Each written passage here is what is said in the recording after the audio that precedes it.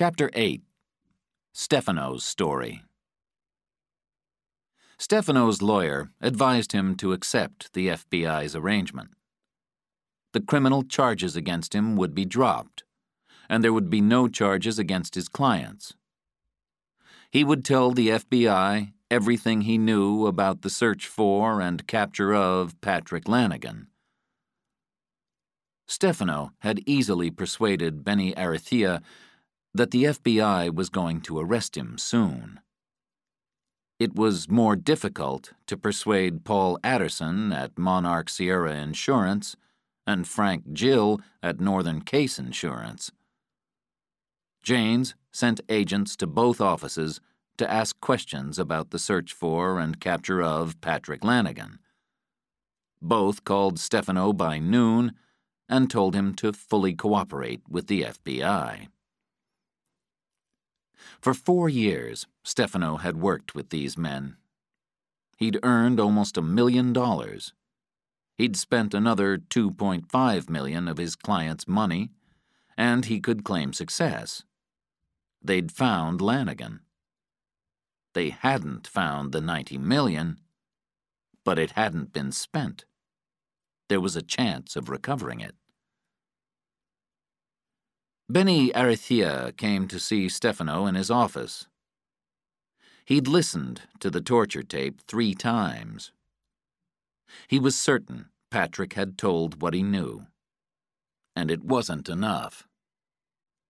Patrick knew he'd someday be caught. That's why he'd placed the money with the girl, who hid it from everyone, including Patrick. It was a great plan.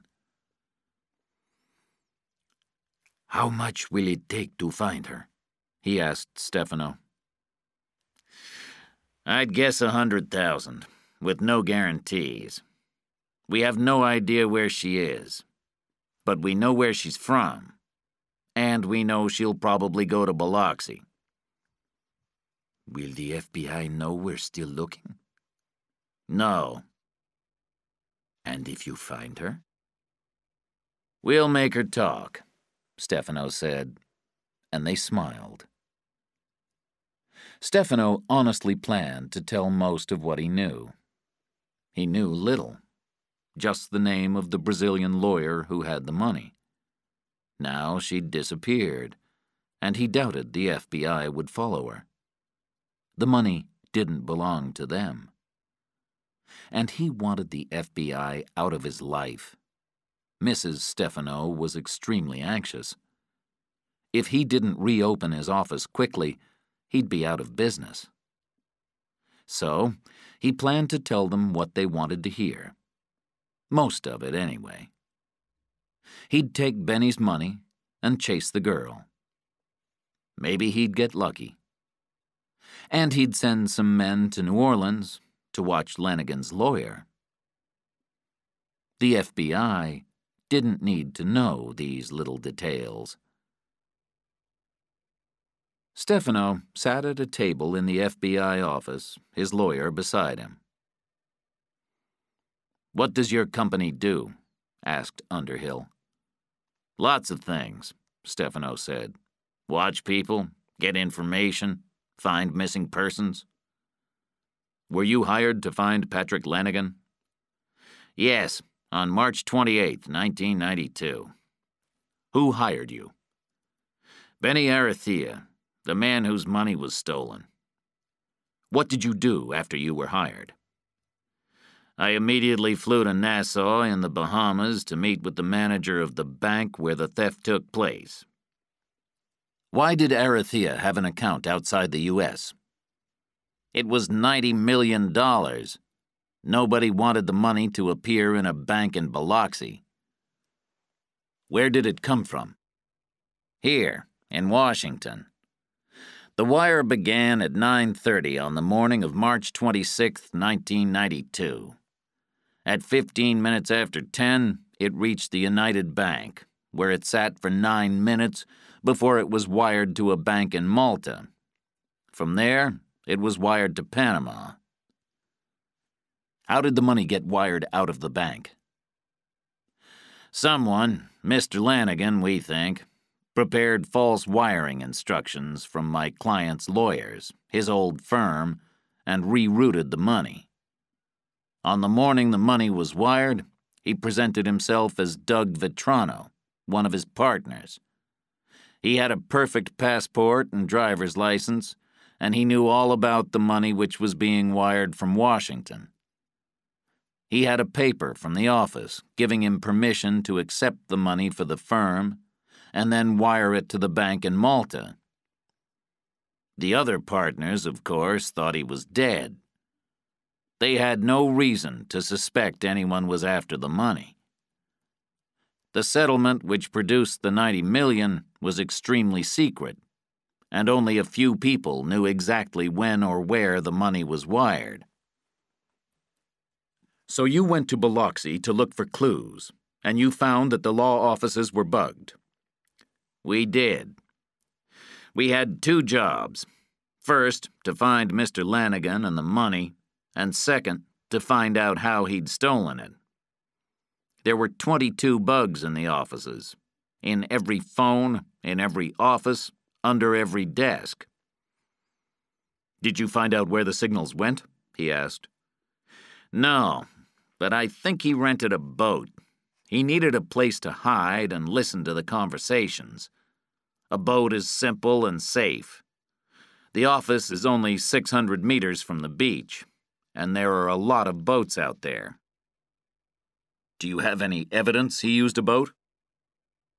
We found a small company in Alabama that rented a sailboat to a man on February 11th, 1992, the day Lanigan was buried.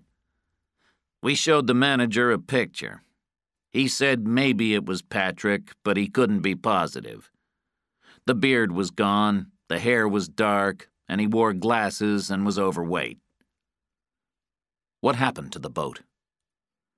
A kid working at the dock said the man brought the boat back on either March 24th or 25th and was never seen again.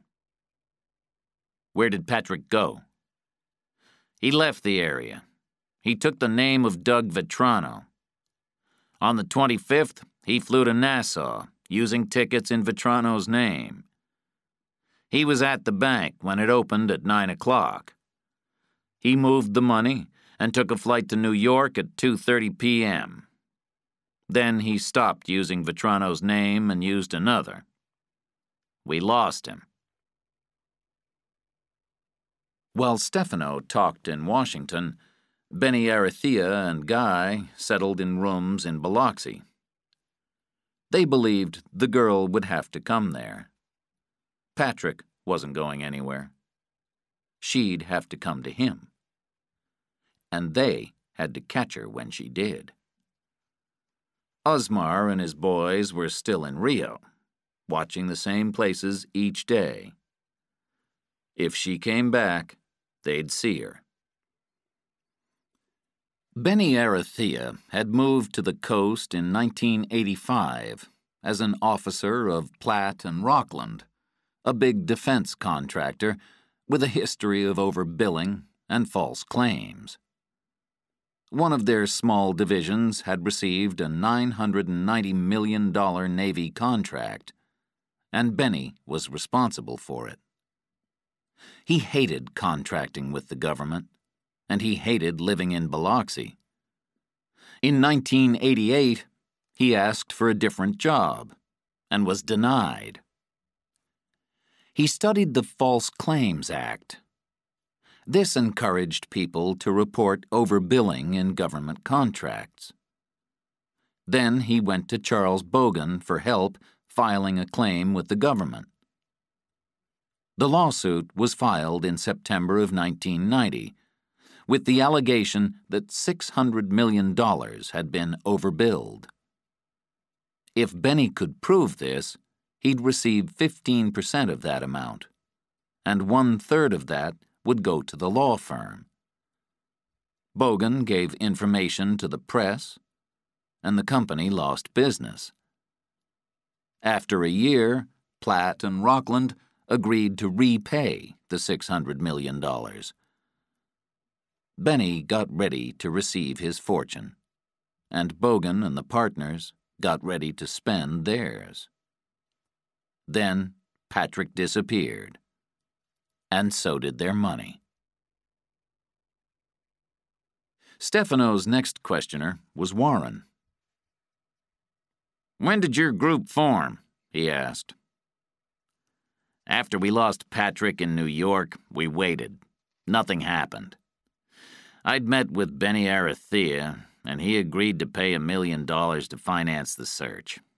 Then I met with people from Monarch Sierra and Northern Case. Northern Case had already paid $2.5 million to the widow. They couldn't sue to get it back because there wasn't strong evidence he was still alive. They agreed to give us $500,000. Monarch Sierra carried the law firm's insurance, protecting them from theft by its employees and partners. They had to pay $4 million to the firm and agreed to pay another $1 million to finance the search." "How was the money spent?" "On salaries, travel, rewards, and the services of my firm. Not much is left." "Tell me about the rewards." "We immediately offered a $100,000 reward for any information about the disappearance of Patrick Lanigan. We heard nothing for months. And then, in August of '92, Bogan got a call from a lawyer whose client knew something. His client was a young woman who worked in a bookstore. Sometime in January of '92, she noticed a customer in the travel and language section. When another customer entered the store, he tried to hide behind a shelf, but the other man saw him.